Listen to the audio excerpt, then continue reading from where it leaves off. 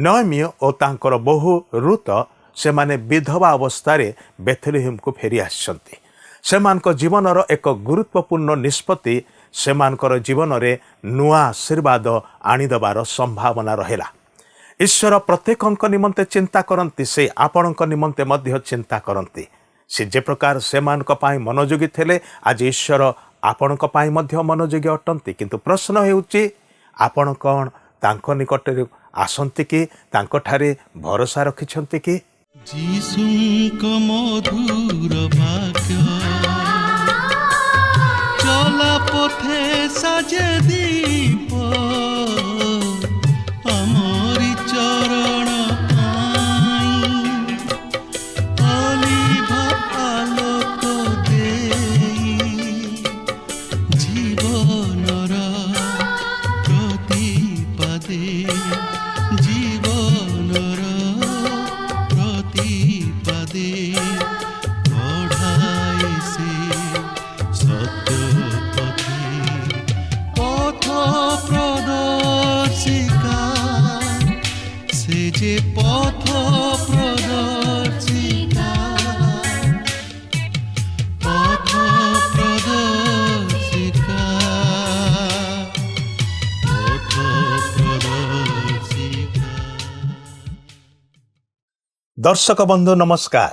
पथ प्रदर्शिका कार्यक्रम को आपण को स्वागत करुअछि। एही कार्यक्रम अनेकंक जीवन रे आशीर्वाद आनी अछि। से प्रकार मतामत आम माने पाई प्रभु को धन्यवाद दो एवं आपण माने जो माने आम मानक सहित जोगाजोग करिकि ए मतामत देइछन्ति सेमानक निकटरे मध्य आम माने विशेष धन्यवादी अटो। प्रिय बंधु आपण जेतेबेले ए कार्यक्रम देखु अछन्ति निश्चित रूपे आपणक जीवन रे मध्य प्रभुंकर किछि आशीर्वाद को अनुभव करि अछन्ति। किंतु से विषय रे ए पर्यंत काहाको कहि नाहंती किंबा आमको मध्य आपण जणै नाहंती। आज समय नेबे कि स्क्रीन रे जो नंबरटा देखुछन्ति सेही नंबर रे आम सहित आज ही कथा कहंतु। आज ही आम मानक संगे जोगाजोग करंतु। आपणकर मतामत आम मान को जणांतु। किछि प्रार्थनार अनुरोध थिले ताहा मध्य जणांतु। आमे निश्चय आपणक पाए प्रार्थना करिबो। आम माने गत अध्ययन रे ए विषय रे दृष्टिपात करिथिलु जे नयमी ओ तांकर बहु रुत से माने विधवा अवस्था रे बेथलेहेम को फेरी आछन्ति। सेमानक जीवनर एक गुरुत्वपूर्ण निष्पत्ति हुए तो सेमानक जीवन रे आशीर्वाद आनी दे पारे। सेमाने ईश्वरंकर आशीर्वाद और अनुग्रह लाभ करिया पई जाउछन्ति। आमे गत पाठरे बोयाजंकर नाम शुणिथिलु। से जणे विशेष व्यक्ति एवं ईश्वर परायण व्यक्ति थिले। से ईश्वरंक उपरे निर्भर करथिले। तेणु ईश्वर ताहांको प्रचुर आशीर्वाद करथिले। अन्य पक्षरे नयमी और रुत जेतेबेले बेथलेहेम को आसिले से माने नीरव होई बसी रहिले नाही। रुत नयमी को कहिले मु जाई शस्य साउंटिबे रा करिबे। नयमी जानिथिले जे से केउ जागा को शस्य साउंटिबा पाई जीवा आवश्यक। कारण ईश्वरंकर वाक्य एक कथा कहे जे से माने शस्य काटिबा समय रे बा अमल करिबा समय रे आउ सेमान को कुहा जाइथिला आदेश दिया जाइथिला जे से माने क्षेत्रु निशेष रूपे शस्य काटिबे नाही।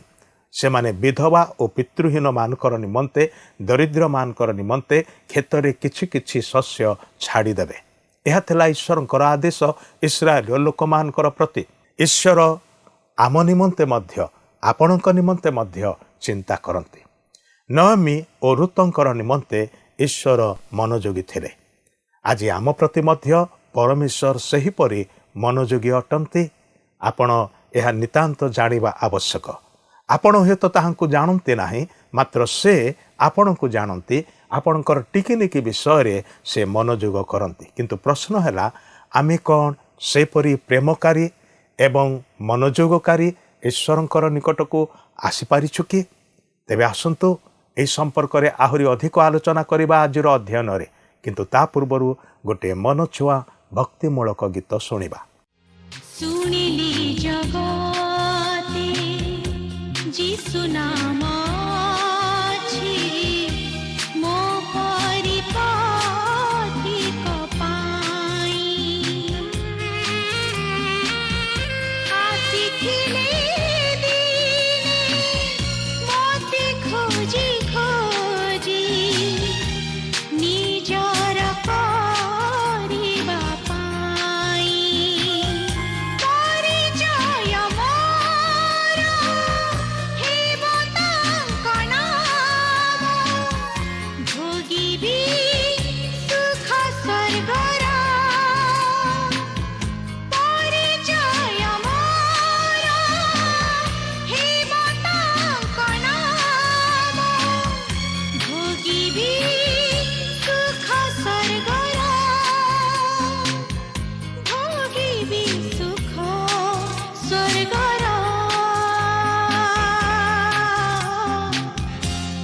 জীবন পথরে পৃথিবী বুকুরে খোঁজুছি ঠিকଣା মোর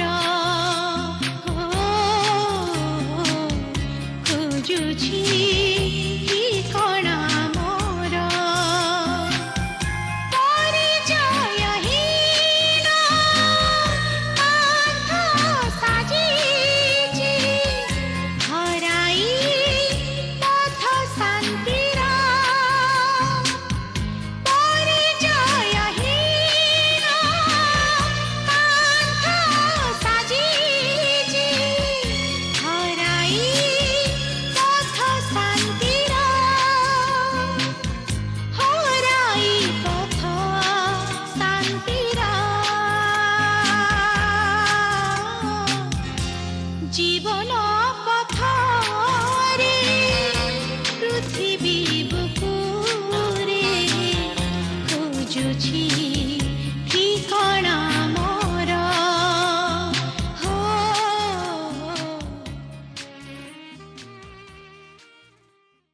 ଆସନ୍ତୁ ବର୍ତ୍ତମାନ ଆମେ ପ୍ରଭୁଙ୍କର ବାକ୍ୟ ମଧ୍ୟକୁ ଯିବା। ଆଜି ଆମେ ଋତ ପୁସ୍ତକର 2 ପର୍ବର 4 ପଦରୁ ଆରମ୍ଭ କରି 13 ପଦ ପର୍ଯ୍ୟନ୍ତ ଅଧ୍ୟୟନ କରିବା ନିମନ୍ତେ ଯିବା।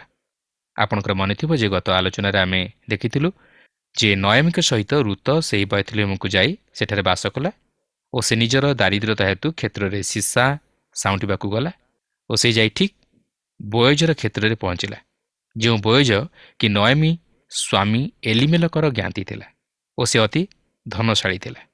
ତେବେ ଋତ ସେହି ବୋୟଜର କ୍ଷେତ୍ରରେ ପହଞ୍ଚିବା ପରେ ଯେଉଁ ସବୁ ଘଟଣା ଘଟିଲା, ଆସନ୍ତୁ ବର୍ତ୍ତମାନ ତାହା ଲକ୍ଷ୍ୟ କରିବା।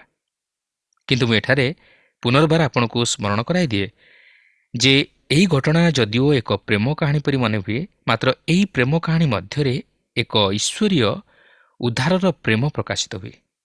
ବୋୟଜ ହେଉଛନ୍ତି ସେହି ମୁକ୍ତିକର୍ତ୍ତା ଜ୍ଞାତି ଯିଏକି ଖ୍ରୀଷ୍ଟଙ୍କର ନିଦର୍ଶନ ସ୍ୱରୂପ ଓ ଖ୍ରୀଷ୍ଟଙ୍କର ସେହି ଉଦ୍ଧାରର ପ୍ରେମକୁ ଉପସ୍ଥାପିତ କରନ୍ତି। କାରଣ ଖ୍ରୀଷ୍ଟ ହେଉଛନ୍ତି ସେହି ମୁକ୍ତିକର୍ତ୍ତା ଜ୍ଞାତି ଯିଏକି ଆମମାନଙ୍କୁ ପାପରୁ ଉଦ୍ଧାର କରି ଈଶ୍ୱରଙ୍କର ସନ୍ତାନତ୍ୱର ଅଧିକାରୀ କରାଇବା ନିମନ୍ତେ ତାହାଙ୍କର ସେହି ପବିତ୍ର ରକ୍ତ ମୂଲ୍ୟ ସ୍ୱରୂପ ଦେଇ ଆମମାନଙ୍କର ପାପ ଋଣ ପରିଶୋଧ କଲେ ଓ ଆମମାନଙ୍କୁ ମୁକ୍ତ କଲେ। ତେବେ ଦେଖନ୍ତୁ 2 ପର୍ବର 4 ପଦରେ ଲେଖା ଅଛି, ଆଉ ଦେଖ ବୋୟଜ ବେଥଲେହେମଠାରୁ ଆସି ଶସ୍ୟଛେଦକମାନଙ୍କୁ କହିଲା, ସଦାପ୍ରଭୁ ତୁମମାନଙ୍କ ସହିତ ଥାଉନ୍ତୁ। ସେମାନେ ଉତ୍ତର କଲେ, ସଦାପ୍ରଭୁ ଆପଣଙ୍କୁ ଆଶୀର୍ବାଦ କରନ୍ତୁ। ବୋୟଜ ଯେ ଜଣେ ଈଶ୍ୱର ପରାୟଣ ବ୍ୟକ୍ତି ଥିଲେ ତାହା ଏଥିରୁ ଜଣାଯାଏ। ମାଲିକ ଓ ଶ୍ରମିକମାନଙ୍କ ମଧ୍ୟରେ ଏହିପରି ସମ୍ପର୍କ କ୍ୱଚିତ ଦେଖାଯାଏ। ଆଜିକାଲିର ମାଲିକ ବା ଶ୍ରମିକମାନେ ଈଶ୍ୱରଙ୍କଠାରୁ ଦୂରବର୍ତ୍ତୀ ଜୀବନଯାପନ କରନ୍ତି। ସେମାନଙ୍କଠାରେ ପ୍ରଭୁ ଭୟ ନଥାଏ, କି ବିଶ୍ୱସ୍ତତାର ଜୀବନ ନଥାଏ, କି ବ୍ୟବହାର ମଧ୍ୟ ଭଲ ନଥାଏ। ମାତ୍ର ଲକ୍ଷ୍ୟ କରନ୍ତୁ, ବୋୟଜ ଓ ତାହାଙ୍କର ଶ୍ରମିକମାନଙ୍କ ମଧ୍ୟରେ କି ସୁନ୍ଦର ସମ୍ପର୍କ। ହୋଇପାରେ ସେଦିନ ବୋୟଜ କୌଣସି ଜରୁରୀ କାରଣବଶତଃ ସକାଳେ ସେହି କ୍ଷେତ୍ର ନିକଟକୁ ଆସିପାରିନଥିଲେ, ମାତ୍ର ସେ ପରେ ସେହି କ୍ଷେତ୍ର ନିକଟକୁ ଆସିବା ପରେ ଋତଙ୍କ ଉପରେ ତାହାଙ୍କର ଦୃଷ୍ଟି ପଡ଼ିଛି। 2 ପର୍ବର 5 ପଦରେ ଲେଖା ଅଛି, ତେବେ ବୋୟଜ ଶସ୍ୟଛେଦକମାନଙ୍କ ଉପରେ ନିଯୁକ୍ତ ଆପଣା ଯିବାକୁ ପଚାରିଲା, ଏହି ଯୁବତୀଟି କାହାର? ବର୍ତ୍ତମାନ ପ୍ରକୃତ କାହାଣୀ ଆରମ୍ଭ ହେବାକୁ ଯାଉଅଛି। ଆଉ ଏହା ଅତି ଉତ୍ତେଜନାପୂର୍ଣ୍ଣ କାହାଣୀ।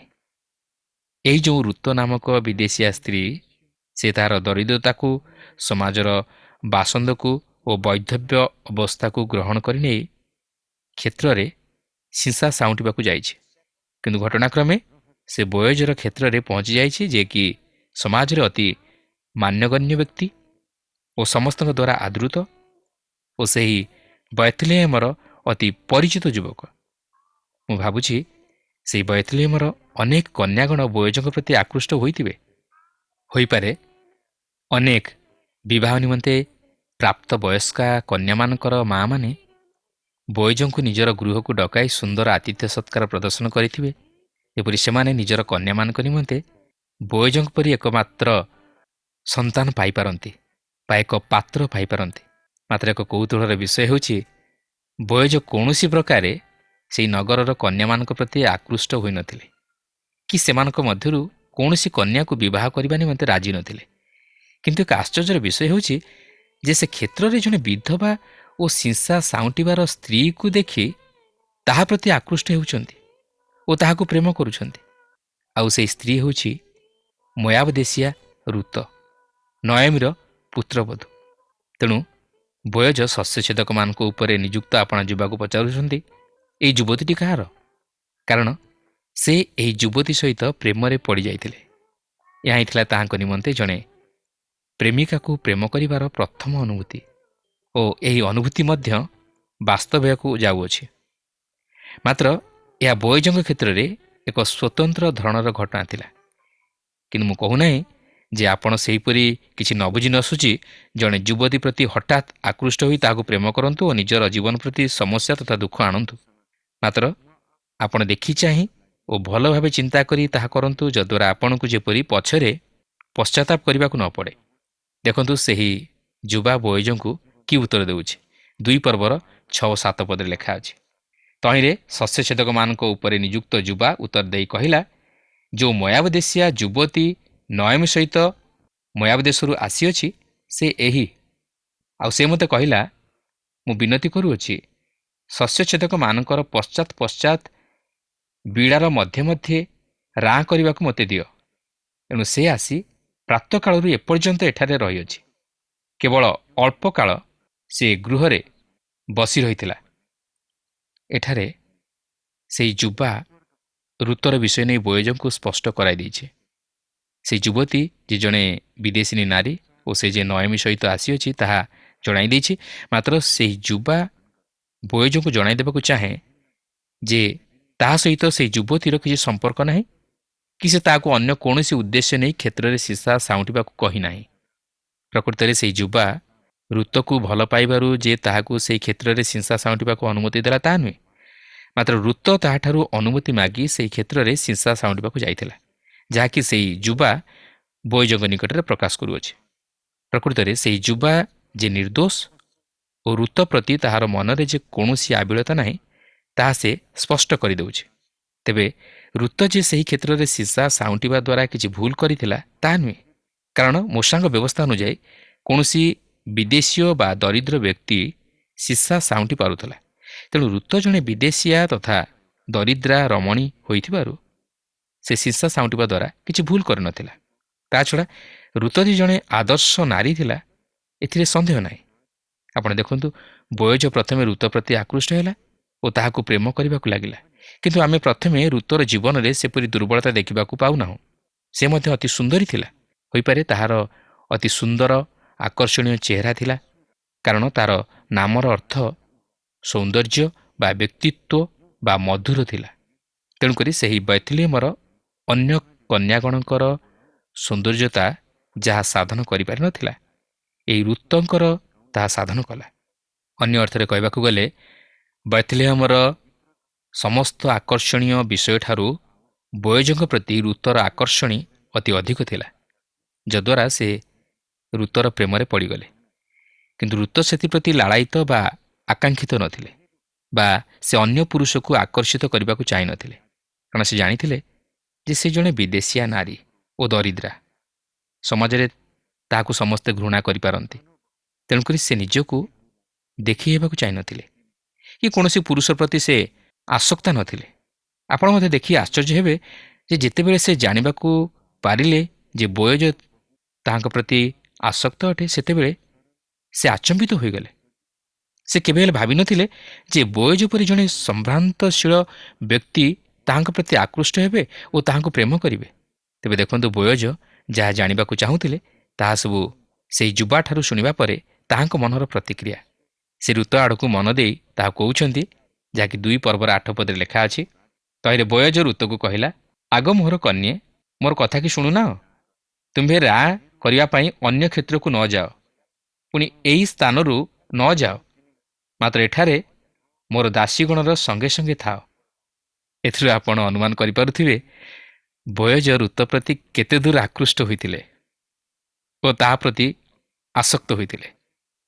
ସେ ଅନ୍ୟ ଦରିଦ୍ର ଦୁଃଖୀମାନଙ୍କୁ ତାହାର କ୍ଷେତ୍ର ମଧ୍ୟରେ ସୀସା ସାଉଁଟିବାକୁ ଏହିପରି କହିନଥିଲେ କି ସେମାନଙ୍କୁ ଡାକିନଥିଲେ। ମାତ୍ର ଋତୁ ପ୍ରତି ସେ ଆସକ୍ତ ଥିବାରୁ ତାହା କହୁଛନ୍ତି, ଋତୁ, ତୁମେ ସୀସା ସାଉଁଟିବାକୁ ଅନ୍ୟ କ୍ଷେତ୍ରକୁ ନ ଯାଅ, ପୁଣି ଏହି ସ୍ଥାନରୁ ନ ଯାଅ, ମାତ୍ର ଏଠାରେ ମୋର ଦାସୀଗଣର ସଙ୍ଗେ ସଙ୍ଗେ ଥାଅ। ମୁଁ ଚାହେଁ ତୁମେ ଯେପରି ମୋର କ୍ଷେତ୍ରରେ ସୀସା ସାଉଁଟ। ବର୍ତ୍ତମାନ ଆପଣ ଚିନ୍ତା କରନ୍ତୁ, ବୟୋଜ ଋତ ପ୍ରତି ଆସକ୍ତ ନା ସେହି ଯୁବା ଆସକ୍ତ? ଆପଣ ନିଶ୍ଚିତ କହିବେ ଯେ ବୟୋଜ ଋତ ପ୍ରତି ଆସକ୍ତ ଥିଲେ। ଦେଖନ୍ତୁ, ବୟୋଜ ଆହୁରି ମଧ୍ୟ ଋତୁକୁ କ'ଣ କହନ୍ତି, ଯାହାକି 9 ପଦରେ ଲେଖା ଅଛି, ଶସ୍ୟ ଛେଦକମାନେ ଯେଉଁ କ୍ଷେତ୍ରର ଶସ୍ୟ କାଟିବେ ତାହା ପ୍ରତି ଦୃଷ୍ଟି ରଖି ତୁମ୍ଭେ ଦାସୀଗଣର ପଶ୍ଚାତ୍ ଯାଅ।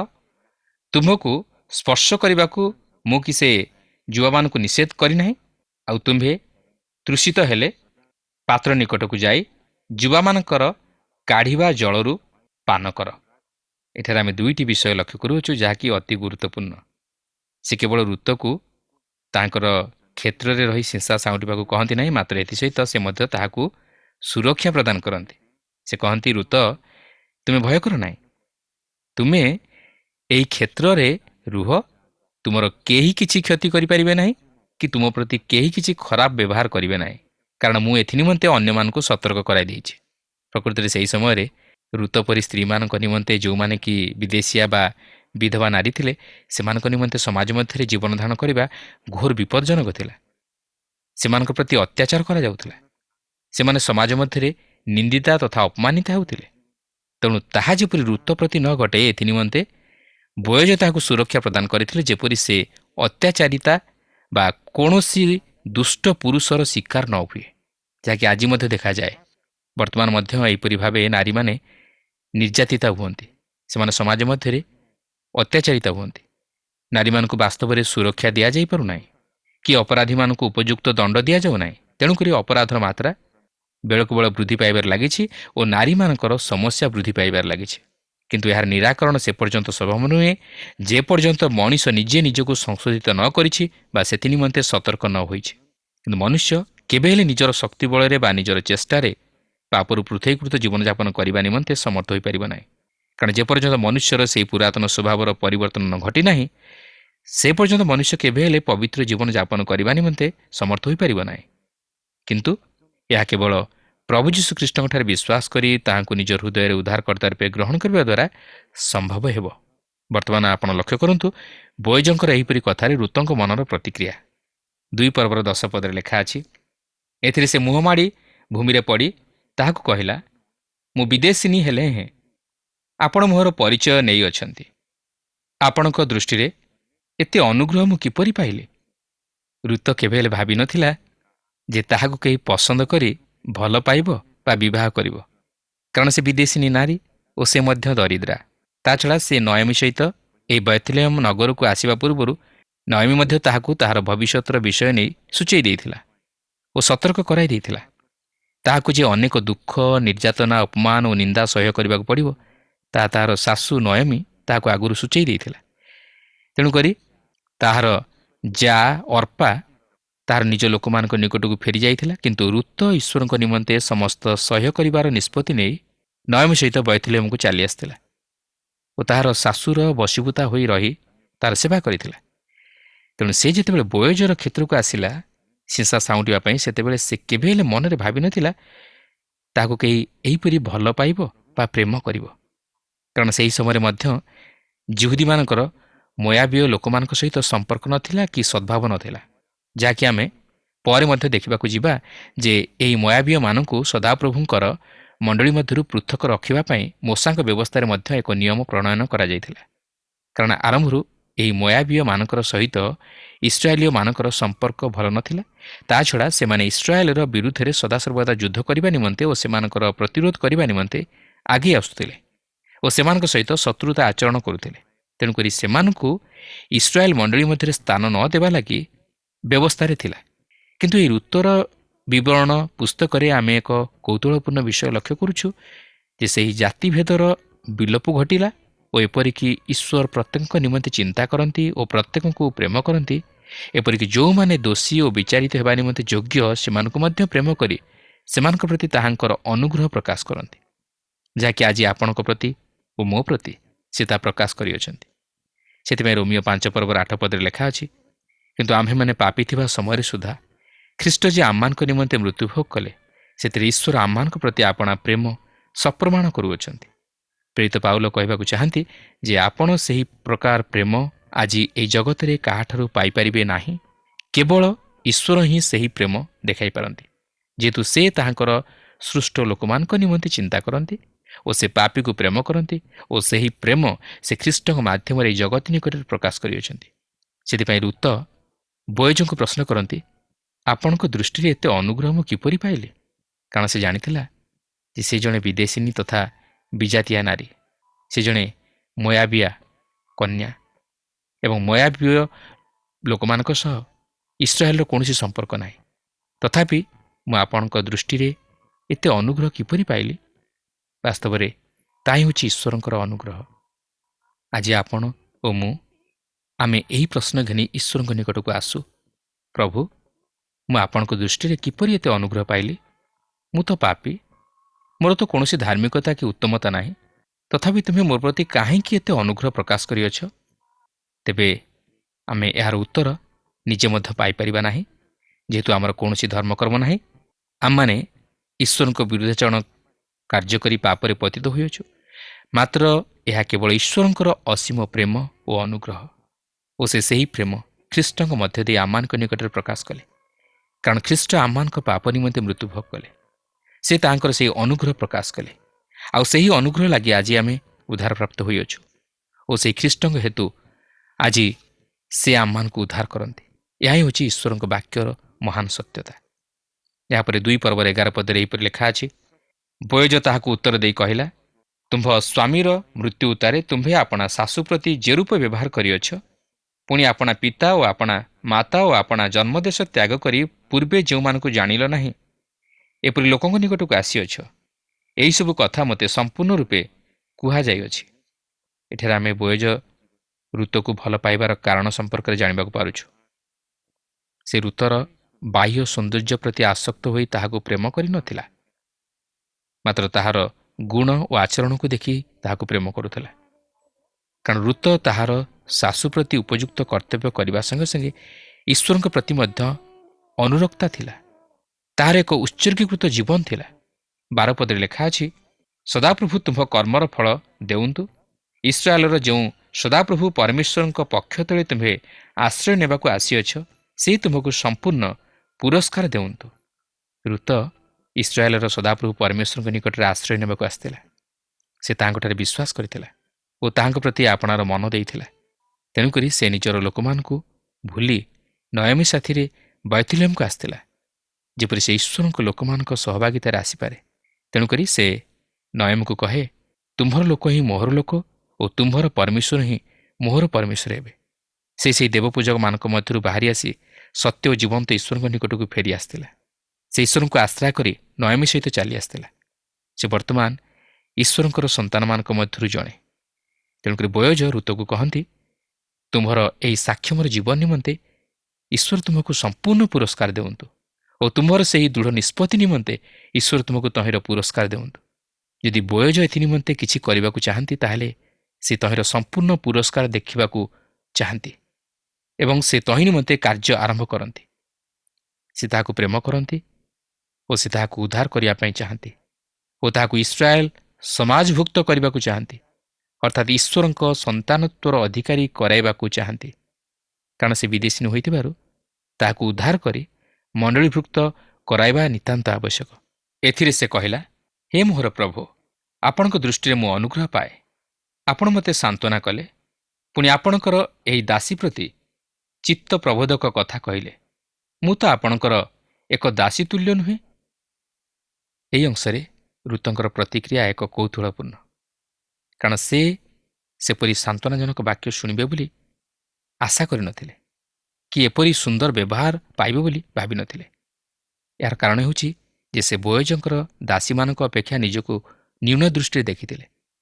ଆଉ ଏହି ଭିନ୍ନତା ବୋୟଜ ବୋଧହୁଏ ଋତୁର ଜୀବନରୁ ଦେଖିବାକୁ ପାଇଥିଲେ, କାରଣ ସେ ଅନ୍ୟାନ୍ୟ ସ୍ତ୍ରୀମାନଙ୍କ ପରି ନଥିଲେ। କାରଣ ଆଜିକାଲି ଆପଣ ଦେଖିବେ, ନାରୀମାନେ ଯେତିକିର ନୁହନ୍ତି ତାଠାରୁ ନିଜକୁ ଅଧିକ କିଛି ବୋଲି ଦେଖାଇବାକୁ ଚେଷ୍ଟା କରନ୍ତି, ଯେପରି ସେମାନେ ପୁରୁଷମାନଙ୍କ ମନକୁ ହରଣ କରିପାରନ୍ତି ଓ ପୁରୁଷମାନେ ମଧ୍ୟ ଠିକ୍ ସେହିପରି ସେମାନଙ୍କ ନିକଟରେ ବ୍ୟବହାର କରନ୍ତି। କିନ୍ତୁ ଋତୁର ଜୀବନରେ ସେପରି ଦୁର୍ବଳତା ମଧ୍ୟ ଦେଖାଯାଇନଥିଲା। ସେ ଅନ୍ୟାନ୍ୟ ସ୍ତ୍ରୀମାନଙ୍କ ତୁଳନାରେ ସମ୍ପୂର୍ଣ୍ଣ ଭିନ୍ନ ଥିଲା ଓ ତାହାର ଚିନ୍ତାଧାରା ଓ କାର୍ଯ୍ୟକଳାପ ମଧ୍ୟ ଭିନ୍ନ ଥିଲା। ଆଜି ଆମମାନଙ୍କ ଜୀବନରେ ସେହିପରି ଭିନ୍ନତା ଦେଖାଯିବା ଆବଶ୍ୟକ। ପ୍ରିୟ ଭଉଣୀ, ଆଜି କ'ଣ ଆପଣ ଋତୁଙ୍କର ଜୀବନକୁ ଅନୁକରଣ କରିବା ନିମନ୍ତେ ପଦକ୍ଷେପ ନେଉଛନ୍ତି କି ତାହେଲେ ପ୍ରଭୁ ଆପଣଙ୍କୁ ଆଶୀର୍ବାଦ କରିବେ ଆଉ ସେ ଆପଣଙ୍କୁ ଉଦ୍ଧାର କରି ସେ ଅନନ୍ତ ଜୀବନ ଅଧିକାରୀ କରାଇବେ। ପ୍ରଭୁ ଆମ ପ୍ରତ୍ୟେକଙ୍କୁ ଆଶୀର୍ବାଦ କରନ୍ତୁ। ପ୍ରିୟ ବନ୍ଧୁ, ଆଶା କରେ ଆଜିର ଅଧ୍ୟୟନଟି ଆପଣଙ୍କୁ ନିଶ୍ଚୟ ଭଲ ଲାଗିଛି। ଆପଣ ଆତ୍ମିକ ଜୀବନରେ ଲାଭବାନ ହୋଇଛନ୍ତି। ଆମେ ଏହି ବିଷୟ ପ୍ରତି ଦୃଷ୍ଟିପାତ କଲୁ ଯେ ରୁତ ଅନ୍ୟ ଦେଶୀୟ ହୋଇ ସୁଦ୍ଧା ସେ ଇସ୍ରାଏଲର ପରମେଶ୍ୱରଙ୍କ ଉପରେ ସମ୍ପୂର୍ଣ୍ଣ ଭରସା କରିବାକୁ ପାରିଥିଲେ। ଈଶ୍ୱରଙ୍କର ଆଜ୍ଞାବହ ହୋଇ ଜୀବନ କାଟିବା ପାଇଁ ସେ ଆରମ୍ଭ କଲେ। ନିଜର ଶାଶୁ ନୟୋମିଙ୍କର ସେ ବାଧ୍ୟ ହୋଇଥିଲେ। ତାଙ୍କର ଆଜ୍ଞାବହତା ଓ ନମ୍ରତାର ଜୀବନ ତାଙ୍କ ନିମନ୍ତେ ଆଶୀର୍ବାଦ ଆଣିଲା। ପ୍ରିୟ ବନ୍ଧୁ, ଆମେ ଈଶ୍ୱରଙ୍କର ଆଜ୍ଞାବହ ଅଟୁ କି? ରୁତ ଆପଣା ଶାଶୁଙ୍କ କଥା ଅନୁସାରେ ବୋଆଜଙ୍କର କ୍ଷେତ୍ରରେ ଶସ୍ୟ ସାଉଁଟିବାକୁ ବା ରାଁ କରିବାକୁ ଗଲା ଓ ବୋଆଜଙ୍କ ଦୃଷ୍ଟିରେ ସେ ଅନୁଗ୍ରହ ପାଇଲା। ବୋଆଜ କହିଲେ, ତୁମେ ଅନ୍ୟର କ୍ଷେତକୁ ଯାଅ ନାହିଁ, ମୋ କ୍ଷେତରେ ଯେଉଁ ପର୍ଯ୍ୟନ୍ତ ଫସଲ କଟା ଚାଲିଛି ତୁମେ ମୋ କ୍ଷେତରେ ହିଁ ଶସ୍ୟ ସଂଗ୍ରହ କର ବା ରାଁ କର। ଏହାଠାରୁ ଆଉ ବଡ଼ ଆଶୀର୍ବାଦ କ'ଣ ହେଇପାରେ ସେ ପ୍ରକାର ଜଣେ ବ୍ୟକ୍ତିଙ୍କର ପାଇଁ? ଆମେ ଯେତେବେଳେ ଈଶ୍ୱରଙ୍କ ନିକଟକୁ ଫେରି ଆସୁ, ଈଶ୍ୱର ଆମକୁ ଆଶୀର୍ବାଦ କରନ୍ତି। ଆଜି ଆମମାନଙ୍କର ଆଲୋଚନାର ସମୟ ଏଠି ସରି ଆସିଛି। ପରବର୍ତ୍ତୀ କାର୍ଯ୍ୟକ୍ରମରେ ପୁଣି ଏହି ପ୍ରସଙ୍ଗରେ ଆପଣଙ୍କ ସହିତ ସାକ୍ଷାତ ହେବ।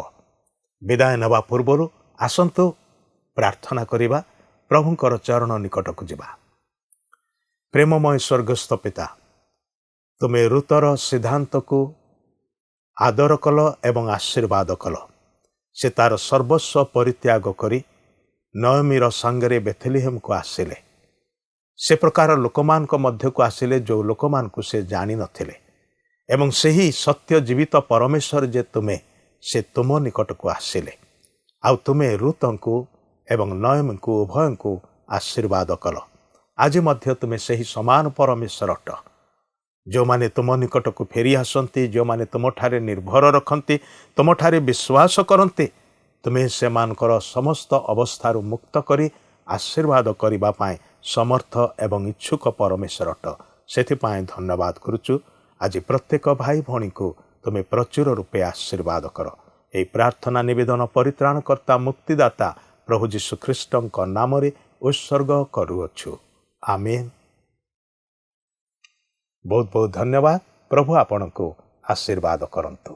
প্রিয় দর্শক বন্ধু, বিশ্বাস করু ଆପଣଙ୍କୁ ଆମ ପଥ ପ୍ରଦର୍ଶିକା କାର୍ଯ୍ୟକ୍ରମ ନିଶ୍ଚୟ ଭଲ ଲାଗିଥିବ। ଅନୁରୋଧ କରେ ଆପଣ 044490812996 ନମ୍ବରରେ ନିଶ୍ଚୟ ଗୋଟିଏ ମିସ୍ଡ କଲ୍ ଦେବେ। ଆପଣଙ୍କ ମିସ୍ଡ କଲ୍ର ଅପେକ୍ଷାରେ ଅଛୁ।